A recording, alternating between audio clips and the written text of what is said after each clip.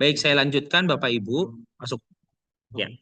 Jadi, eh, ini berdasarkan jadwal tahapan yang ditetapkan oleh Menpan terkait dengan perpanjangan waktu pengusulan P3K paruh waktu, eh, di mana usulan sudah kita proses saat ini kita sedang menunggu penetapan kebutuhan oleh Menteri Pan RB. Dan kalau Bapak Ibu lihat dari jadwal yang ada, eh, bahwa jadwal yang sebelah kanan itu banyak yang sifatnya atau kalau dilihat banyak yang paralel. Sehingga karena waktu kita yang sempit ini sehingga kami melakukan sosialisasi hari ini dalam rangka melakukan percepatan agar target yang ditetapkan oleh Panselnas dalam hal ini Kementerian Pan RB untuk pengisian DRH P3K paruh waktu sudah bisa dilakukan dari 28 Agustus sampai dengan 15 September, paling terakhir tanggal 15 September 2025. Nah, meskipun Bapak Ibu belum bisa mengisi DRH karena DRH belum bisa diproses itu ya karena memang menunggu penetapan dari Menpan, tetapi Bapak Ibu sesuai arahan dari BKN Kantor Regional 3, kita diminta untuk eh, lebih awal mempersiapkan dokumen yang memang agak sulit untuk didapatkan. Contohnya yang membutuhkan pihak lain. Contohnya yaitu adalah tadi 4 berkas, yaitu sehat jasmani, sehat rohani, bebas nafsa, dan SKCK. Sehingga kami menginformasikan kepada Bapak Ibu sekalian, para calon P3K, P3K paruh waktu, untuk mulai mengurus atau mempersiapkan berkas-berkas tersebut. Nah, untuk surat keterangan sehat jasmani, sehat rohani, dan bebas nafsa, Bapak Ibu P3K paruh waktu melakukan pemeriksaan di 4 UPTD Rumah Sakit Umum Daerah yang ada di wilayah Kabupaten Tangerang, yaitu sudah tadi disampaikan oleh Pak Kaban, yaitu ada RSUD Kabupaten Tangerang, RSUD Balaraja, RSUD Paku Haji, dan RSUD Tiga Raksa dalam 1 minggu ke depan. Nah, mekanismenya adalah Bapak Ibu melakukan pendaftaran agar mengetahui apakah kuota di rumah sakit yang Bapak Ibu akan pilih selama 1 minggu ke depan itu masih ada atau tidak. Jadi nanti Bapak Ibu melakukan pendaftarannya tidak langsung on the spot datang khusus untuk Kabupaten Tangerang ya. Kami sudah mencoba untuk melakukan digitalisasi, mempermudah agar Bapak Ibu tidak on the spot datang misalkan ke RSU Balaraja ternyata penuh, geser ke RSU Tangerang ternyata penuh, geser di hari yang sama, geser ke RSU Paku Haji ternyata penuh, pindah lagi ke RSUD Tiga Raksa ternyata penuh. Seperti itu, sehingga kami mencoba untuk membuatkan digitalisasi sederhana agar Bapak Ibu dapat melakukan pendaftaran lebih awal dan datang sesuai dengan waktu yang Bapak Ibu pilih. Meskipun perharinya itu ada kuota hariannya. Jadi nanti Bapak Ibu kita sudah mengalokasikan sebanyak kapasitas 8.263 yang didistribusikan menjadi 4 RSUD ke 4 RSUD, sehingga Bapak Ibu nanti tinggal pilih saja mana kuota yang masih memungkinkan. Baik, saya tampilkan ini adalah kami sudah berkoordinasi dengan 4 rumah sakit umum daerah di wilayah Kabupaten Tangerang untuk mempermudah layanan dan mempercepat proses layanan. Ini adalah kuota per hari yang bisa Bapak Ibu daftarkan. Ketika Bapak Ibu sudah daftar 1 kali dengan menggunakan NIK tersebut, maka tidak bisa lagi untuk alih jadwal, gitu ya. MCU sudah dapat dimulai. Bentar, Bapak Ibu.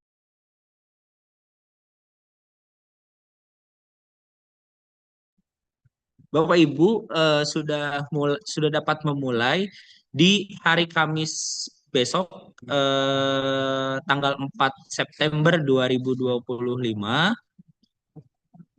tersedia 4 eh, kuota, yaitu RSUD Kabupaten Tangerang itu 330, RSUD Balaraja 350, RSUD Paku Haji 250, dan RSUD Tiga Raksa 50. Kemudian di hari Jumat karena libur nasional tidak ada layanan. Hari Sabtu RSUD Kabupaten Tangerang 183, RSUD Balaraja sama, RSUD 350, RSUD Paku Haji 250, dan RSUD Tiga Raksa tidak ada layanan. Hari Minggu hanya ada di RSUD Paku Haji sejumlah 250. Kemudian di hari Senin tanggal 8 September 2025 sampai dengan hari Minggu tanggal 14 September 2025, masing-masing untuk RSUD Kabupaten Tangerang 330, RSUD Balaraja 350, RSUD Paku Haji 250, sedangkan untuk RSUD Tiga Raksa hanya tersedia di hari Selasa dan Kamis. Jadi total ini kalau ditotalkan semuanya ada 8.263 sesuai dengan kuota. Sehingga Bapak Ibu silahkan untuk mempermudah Bapak Ibu nanti bisa mengecek data mana sesi dan rumah sakit mana yang masih kosong. Sedangkan untuk pembiayaan pelaksanaan medical check up untuk diterbitkan surat keterangan sehat jasmani, sehat rohani, dan bebas nafsa serta SKCK menjadi tanggung jawab masing-masing peserta seperti CPNS dan P3K penuh waktu. Karena nanti informasi yang kami dapatkan di awal adalah ketika Bapak Ibu sudah mengisi DRH sekarang, maka pada saat pengangkatan nanti menjadi penuh waktu secara periodik di tahun kedua dan seterusnya itu tidak melakukan pengusulan kembali, tidak menggunakan tes kembali.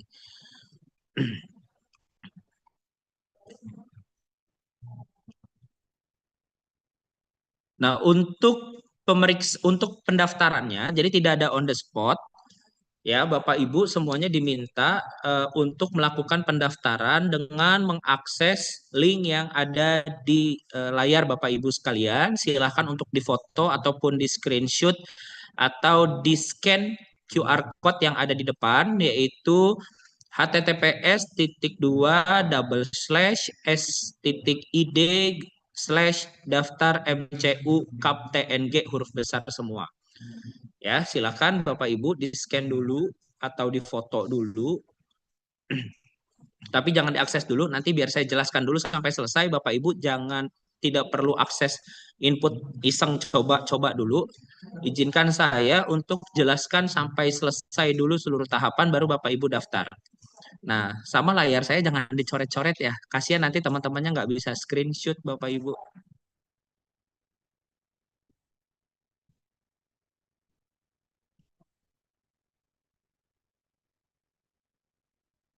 Oke, sudah ya. Nanti kalau ada yang belum scan, silakan nanti diminta ke rekan-rekannya saja. Nah, ini tata caranya. Pertama, saya jelaskan secara bertahap. Akses link yang tadi sudah saya sampaikan, SID daftar MCU Kap TNG.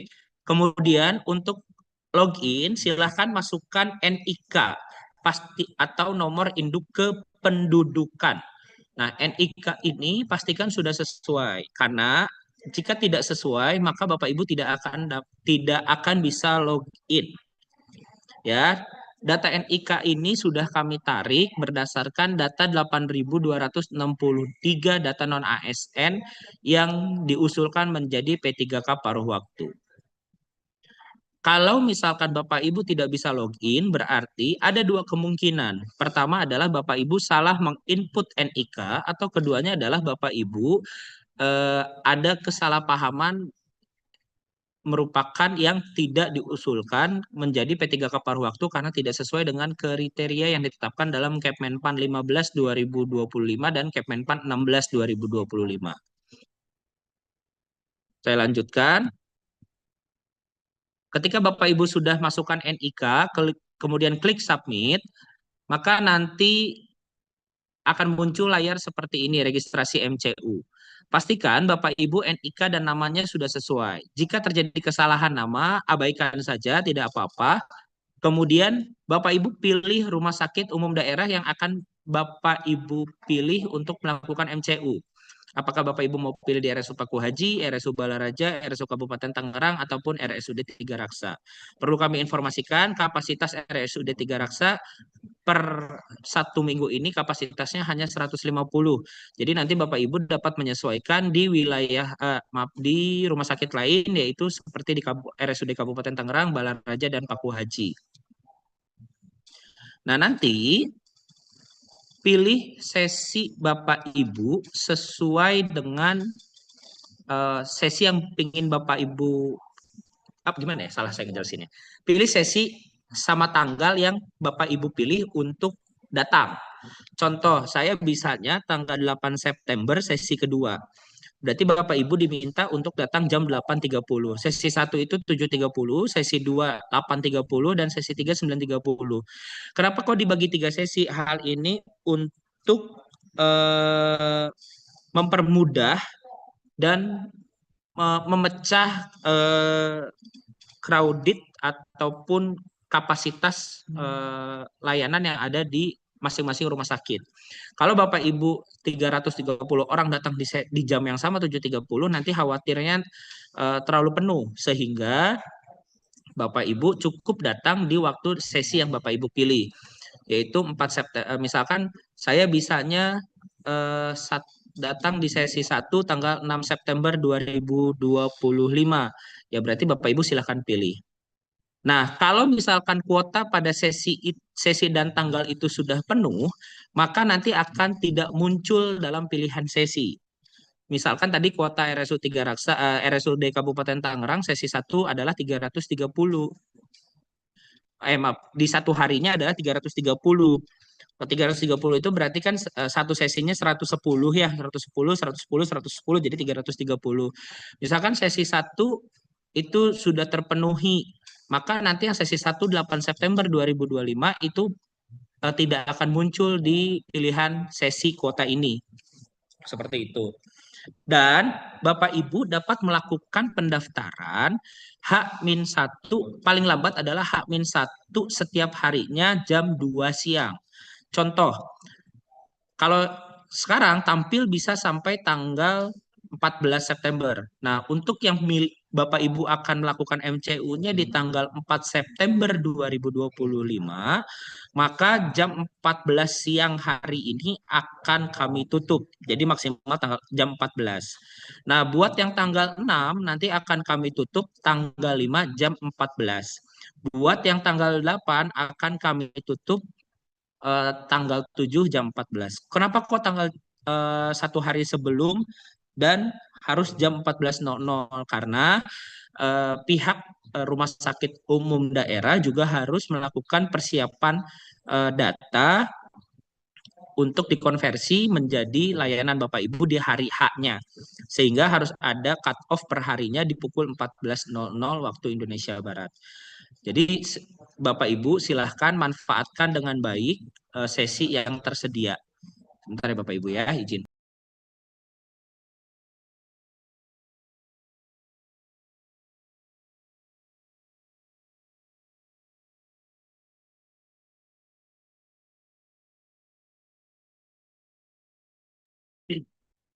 Dan kemudian Bapak Ibu, kalau Bapak Ibu sudah pilih satu sesi dan klik submit, itu nanti tidak bisa lagi untuk di reschedule ya. Nah, kalau sudah Bapak Ibu pilih sesi, nanti di bawahnya akan muncul lagi adalah pilihan jenis kelamin, tempat lahir, tanggal lahir, nomor WhatsApp aktif, alamat, tinggi badan, dan berat badan. Silakan Bapak Ibu pilih jenis kelaminnya, apakah laki-laki ataupun perempuan. Tolong pastikan jangan sampai salah pilih. Kemudian masukkan tempat lahir sesuai dengan KTP. Kalau di KTP-nya tulisannya Rangkas Bitung, tulisnya Rangkas Bitung. Kalau KTP-nya tulisannya adalah Tangerang, ya berarti Tangerang. Silakan sesuaikan berdasarkan KTP untuk pendaftaran ini ya. Kemudian masukkan tanggal lahir sesuai dengan KTP. Jadi jangan sampai salah, tanggal lahir diisinya adalah tanggal hari ini. Tuh, biasanya suka pada salahnya di sini adalah tanggal lahir, di inputnya adalah tanggal hari ini. Kemudian masukkan nomor handphone WhatsApp aktif. Ini untuk Bapak Ibu kami koordinasi atau pihak rumah sakit koordinasi. Kemudian masukkan alamat sesuai dengan KTP ataupun domisili. Jadi yang mana Pak? Apakah boleh KTP? Boleh. Kalau misalkan alamat sekarang saya tinggal beda dengan KTP, apa juga boleh diisi dengan domisili? Boleh. Silahkan. Ya. Kemudian masukkan tinggi badan dan berat badan. Jika Bapak Ibu sudah isi semua, silahkan klik submit. Perlu diperhatikan tadi sesuai dengan arahan Pak Kabid dan Pak Kaban juga menyampaikan lagi, hati-hati dalam pengisian. Jangan sampai salah. Periksa dulu kesesuaiannya. Kalau saya nyebutnya ada 3, yaitu cek, recheck, dan cross-check.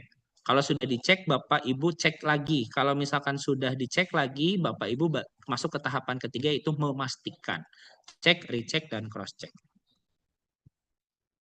Kalau sudah Bapak Ibu klik submit, itu sudah final yang tidak bisa diubah. Nah, nanti silahkan download kartu pendaftaran MCU dengan klik tombol warna biru yang ada tulisan download ini. Diklik dan kemudian kartunya akan muncul seperti yang ada di sebelah kanan. Silahkan cetak dan bawa pada saat pelaksanaan MCU-nya. Itu ya. Nah, apakah kartu ini kalau misalkan lupa disimpan bisa dicetak ulang? Bisa. Bapak Ibu silahkan login lagi tadi dengan menggunakan NIK. Nanti setelah itu akan langsung balik ke kolom download ini. Gitu ya. Selanjutnya, perlu Bapak Ibu perhatikan selama pelaksanaan MCU itu wajib untuk membawa fotokopi KTP sebanyak 2 lembar dan kartu bukti pendaftaran pada saat uji kesehatan. Ya, jadi kartunya harus dibawa. Harus berwarna atau tidak ada masalah. Mau berwarna, tidak berwarna, mau ukuran A4, F4, A3, kertas poster silahkan, mangga dibawa saja.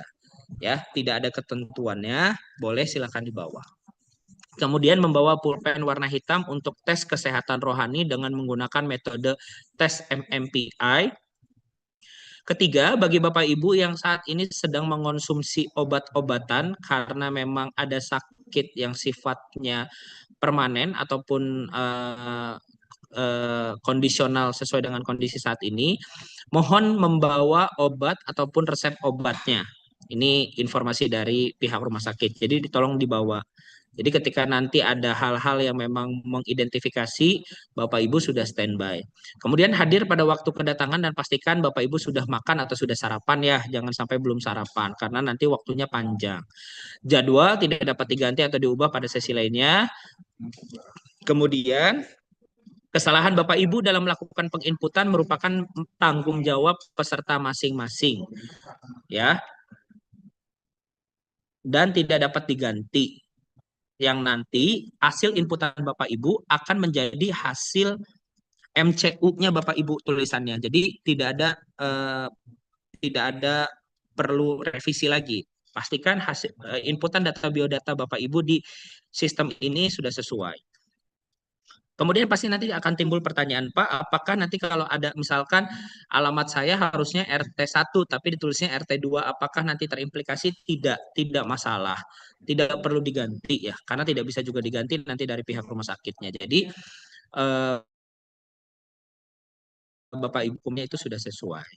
Dan hasil MCU-nya nanti Bapak Ibu tidak ambil secara fisik ke RSUD masing-masing. Jadi misalkan udah jadi nih, tidak ditunggu hari ininya atau besoknya fisiknya. Tetapi nanti PDF-nya Bapak Ibu download di sistem yang sama. Jadi Bapak Ibu diberikan kemudahan dengan tidak perlu scan ulang lagi. Jadi PDF-nya akan dikasih atau di-share oleh pihak rumah sakit melalui akun login Bapak Ibu sekalian dengan menggunakan NIK. Nah, kemudian kalau sampai apakah langsung jadi? Ada yang bisa jadi langsung jadi, ada yang paling lambat adalah H+2. Misalkan Bapak Ibu tes tanggal 4 berarti paling lambat adalah tanggal 6. jam 23.59. Kalau sampai dengan tanggal 7-nya belum muncul, Bapak Ibu bisa inventarisasi data yang belum muncul tersebut, yang belum ditampilkan. Kemudian nanti sampaikan ke umpeknya masing-masing untuk kami konfirmasi ke pihak RSUD seperti itu. Nah, kemudian kalau Bapak Ibu lihat di sini di bukti pendaftaran ada nomor urut ya. Ini contohnya ini ada nomor urut 514. Nah, ini belum serta-merta menjadi nomor urut pada saat proses antrian ya. Kembali lagi menjadi kewenangannya masing-masing rumah sakit. Tetapi nomor urut ini adalah nomor registrasi pendaftaran berdasarkan kuota yang tersedia di masing-masing rumah sakit dari nomor 1 sampai nomor 2.500 sekian, seperti itu. Baik, itu tentang MCU yang bisa saya sampaikan. Jadi karena waktu kita sempit, Bapak Ibu, eh, kenapa kok baru kalau udah tahu sempit baru diinformasikannya sekarang? Karena kami juga baru mendapatkan informasi dari Pansel. Nah, saya juga baru dalam minggu ini, sehingga kita sedang baru dari hari Senin siang kami mendapatkan informasi. Selasa kita kemarin melakukan konsolidasi dengan 4 UPTD RSUD tentang kesanggupan dan kesiapannya memberikan layanan pemeriksaan kesehatan bagi Bapak Ibu sekalian. Hari ini kita sosialisasikan, itu ya.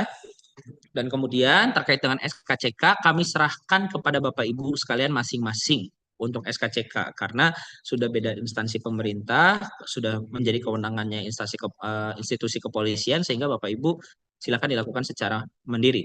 Dan kemudian eh, tadi sudah disampaikan juga sama Pak Kaban dan Pak Kabit bahwa dalam pelaksanaan MCU ini tidak ada kolektif-kolektifan. Ya, Bapak Ibu dilakukan secara mandiri. Tujuannya adalah bahwa tidak ada lagi pungutan-pungutan lain selain memang yang dilegalkan. Contoh seperti pemeriksaan kesehatan memang kan ada biayanya. Kemudian kalau misalkan pada saat administrasi Bapak Ibu membutuhkan materai, berarti kan pembelian materialnya adalah dilakukan oleh Bapak Ibu masing-masing. Seperti itu. Kemudian saya izin share. Itu tadi untuk pra pengisian DRH-nya ya. Jadi Bapak Ibu siapkan dulu hasil MCU-nya dan SKCK-nya. Nah, kalau sudah Bapak Ibu lengkapi, nanti ketika sudah bisa mengakses SSCASN untuk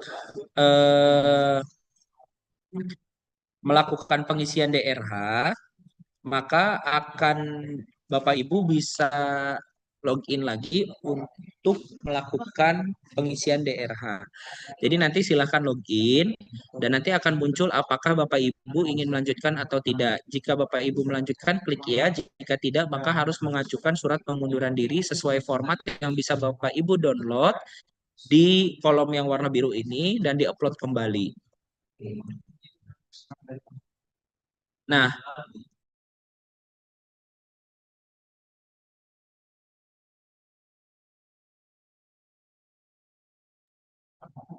kemudian ini formatnya apabila Bapak Ibu mengundurkan diri silahkan di-download di sini. Nah, kalau sudah tidak mengundurkan diri nanti akan muncul seperti ini. Lanjut pemberkasan. Nah, silakan ini data diisi sesuai dengan kesesuaian data Bapak Ibu. Nah, dalam prosesnya kualifikasi pendidikan yang Bapak Ibu gunakan adalah yang nanti berdasarkan data penetapan Menpan, ya. Jadi kalau di situnya adalah penata layanan operasional berarti menggunakan kualifikasi pendidikan S1.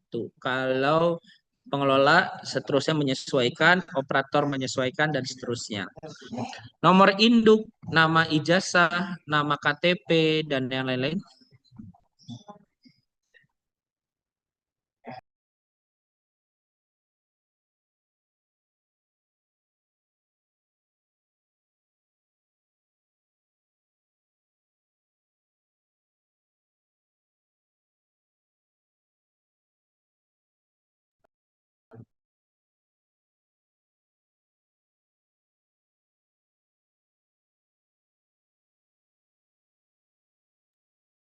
Baik.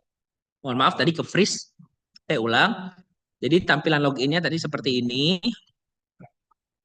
Tampilan loginnya seperti ini. Kalau Bapak Ibu melanjutkan, klik ya. Jika Bapak Ibu tidak melanjutkan, klik tidak. Saya mengundurkan diri. Nanti Bapak Ibu bisa download pengunduran diri.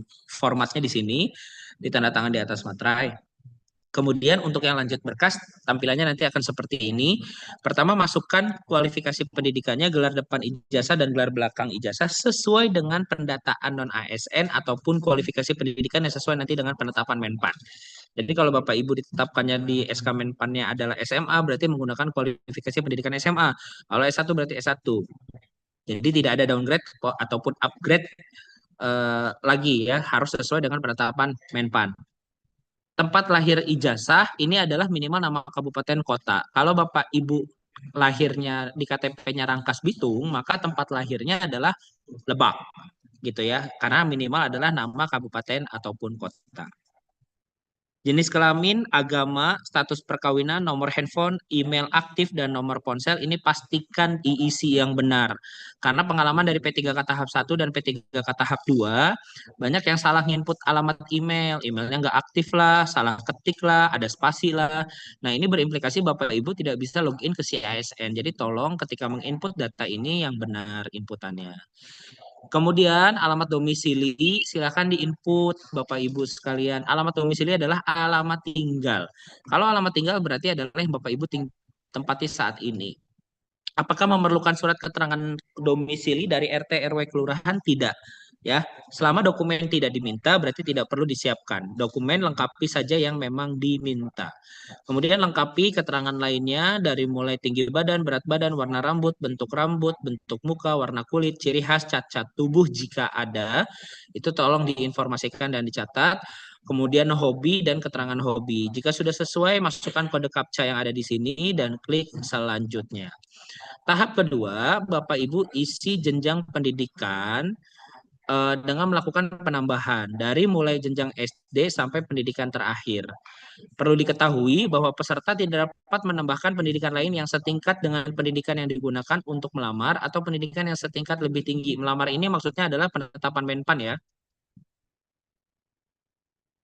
Misal pendidikan yang digunakan adalah S1 Sistem Informasi, lalu peserta ingin menambahkan S2-nya. Penambahan akan gagal karena S2 adalah setingkat lebih tinggi dari S1. Kemudian di tahap 2B, Bapak Ibu selanjutnya adalah ketentuan pengisian data riwayat pendidikan dan kursus atau pelatihan. Isilah riwayat pendidikan Bapak Ibu dengan riwayat pendidikan formal mulai dari SD Anda. Untuk tingkatan pendidikan SD, SMP, dan SMA, masukkan jurusan sekolah dasar, SLTP, SMP, SLTA, SMA, dan sebagainya sesuai nomenklatur jenis sekolah di ijazah. Kalau Bapak Ibu dari pendidikannya SMK, maka masukkan nama jurusan SMK-nya, contoh otomotif, tata busana, tata boga, perhotelan, kesekretariatan, dan seterusnya. Ya. Kemudian Anda dapat menambahkan atau mengubah data riwayat pendidikan dan kursus sebelum mengakhiri proses pengisian daftar riwayat hidup. Jika sudah selesai mengisi daftar riwayat hidup, data riwayat pendidikan dan kursus, klik tombol selanjutnya. Sedangkan untuk tingkat pendidikan perguruan tinggi, masukkan nama prodi atau jurusan yang sesuai dengan ijazah. Kemudian tahapan 2C-nya, ini tadi yang jenis kursus ya, Bapak Ibu silahkan dilihat jenis kursus yang telah tersedia. Peserta hanya dapat mengisikan jenis kursus yang telah terdaftar saja. Kalau yang tidak terdaftar tidak bisa. Di tahap ketiga, Bapak Ibu isi langkah pengisian riwayat pekerjaan. Di halaman ini, peserta diwajibkan untuk mengisi riwayat pekerjaan kalau ada. Tapi karena Bapak Ibu semuanya adalah non-ASN, maka pasti riwayat pekerjaannya ada dan harus diisi dari awal sampai dengan akhir. Untuk penghargaan, kalau Bapak Ibu punya, silakan cantumkan. Kalau prestasi juga ada, silakan dicantumkan. Ini contoh untuk input tambah pekerjaan. Klik tombol riwayat tambah pekerjaan, kemudian masukkan instansinya mana, kemudian nama jabatannya apa pada saat itu, mulai kapan sampai dengan selesainya kapan, kemudian gaji pokok. Kalau gaji pokoknya lupa, masukkan saja kira-kiranya berapa. Kemudian tanggal selesainya untuk yang periode paling terakhir itu menggunakan tanggal pada saat pengisian DRH nanti ketika sudah bisa ya. Nomor SK dimasukkan atau nomor surat tugasnya dimasukkan, tanggal dan pejabat yang menandatanganinya. Itu ya. jabatannya ya, bukan nama pejabatnya. Misalkan pejabatnya adalah Kepala Dinas Perumahan, Permukiman dan Pemakaman, Direktur UPTD Rumah Sakit Umum Daerah Paku Haji itu contohnya. Tapi kalau misalkan eh, pejabatnya misalkan Ahmad Burhan, Esos MSI MKes, nah itu salah ya. Kemudian kalau Bapak Ibu punya prestasi silakan juga dimasukkan baik yang bersifat regional, nasional maupun internasional.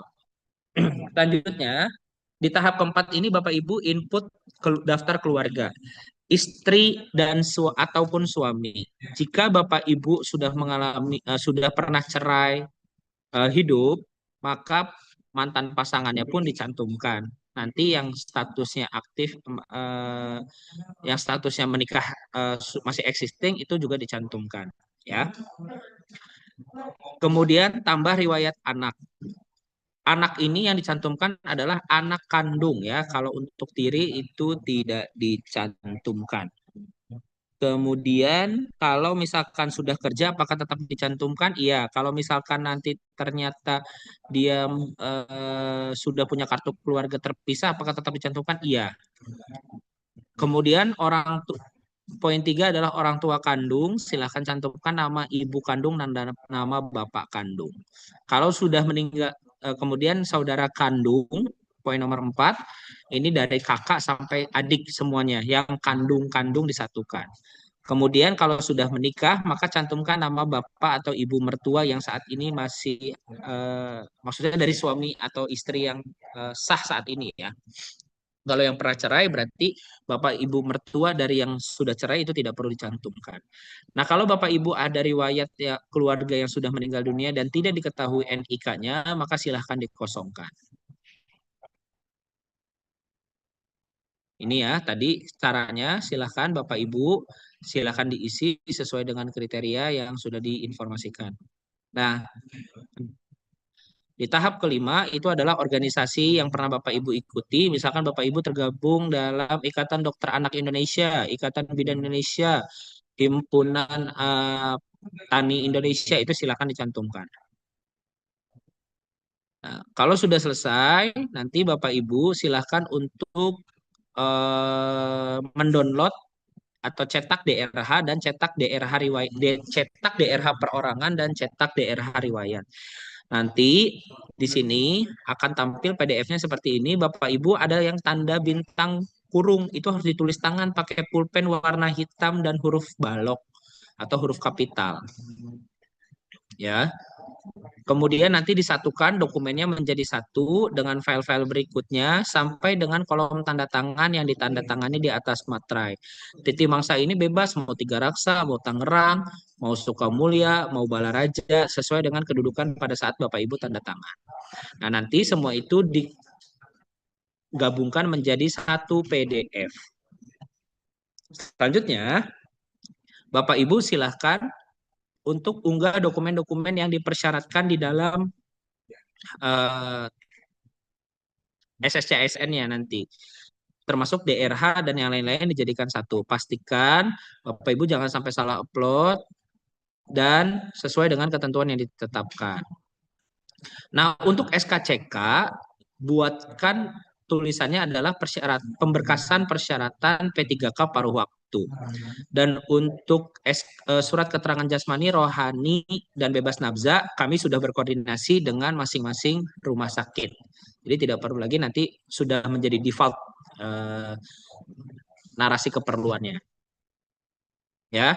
Nah, selanjutnya kami perlu mengingatkan kepada Bapak Ibu sekalian sebagai calon ASN bahwa dataku itu tanggung jawabku.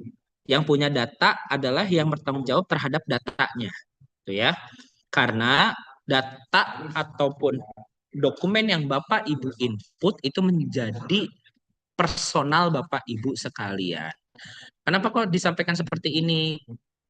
Karena banyak yang seolah-olah mengira bahwa ya udahlah data doang gitu. Padahal ini nanti terimplikasi kemana-mana sampai ke terbitnya SK. Salah ketiknya Bapak Ibu nanti terimplikasinya kepada SK. Nah, prinsip dalam pemberkasan pertama harus dikerjakan mandiri oleh setiap peserta, jangan mengandalkan orang lain. Pak, saya punya keterbatasan untuk menggunakan komputer.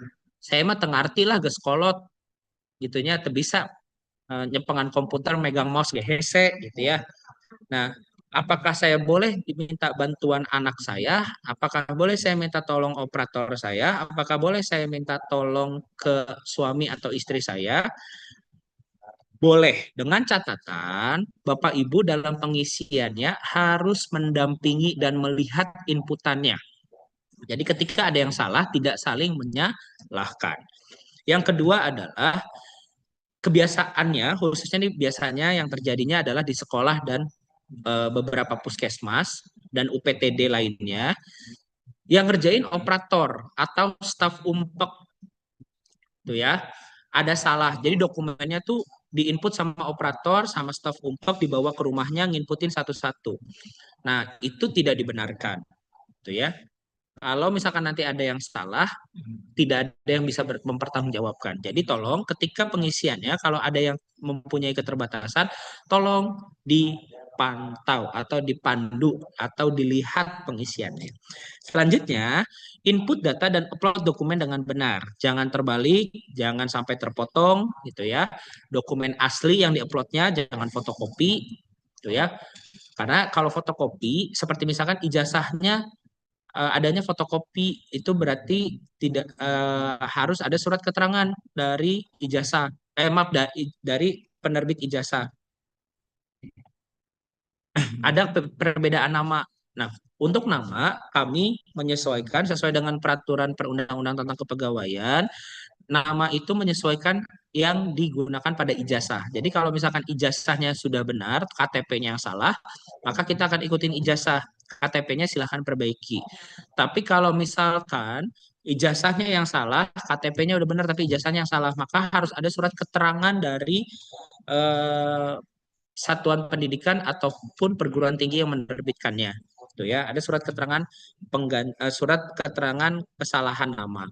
Kalau ijazahnya hilang atau transkripnya hilang bagaimana? Berarti harus ada surat keterangan pengganti ijazah yang diterbitkan oleh pendidikannya serta surat keterangan kehilangan dari kepolisian. Kemudian harus berhati-hati dan atau tidak terburu-buru dalam pengisiannya. Juga jangan menunggu akhir waktu untuk mengumpulkan dokumen. Selesaikan, klik submit, jangan sampai tidak selesai, jangan sampai lupa submit.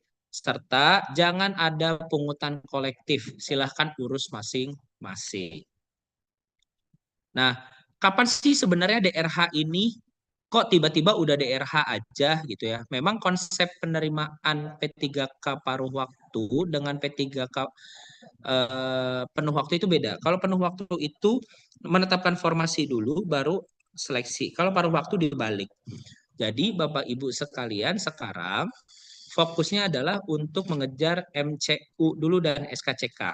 Ketika penetapan Menpan sudah ada di layar, nah ini yang jadwal pelaksanaan. Sudah muncul ya jadwal pelaksanaan ya. Nah, kalau misalkan penetapan Menpan sudah ada, nanti kami umumkan dalam rentang waktu sampai dengan tanggal 6 September 2025 ini, kalau sesuai dengan jadwal, kalau Menpan yang menetapkan.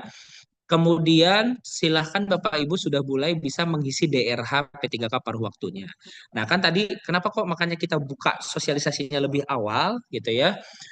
Karena meskipun DRH-nya belum dibuka, yaitu karena waktunya hanya 1 minggu. DRH-nya mah cepat ngisinya, cuma permasalahannya yang biasanya lama adalah MCU dengan SKCK, sehingga kita informasikan lebih awal. Kemudian penetapan NIP 3 keparuh waktunya itu diproyeksikan kami usulkan dari rentang 28 Agustus sampai dengan 30 September 2020.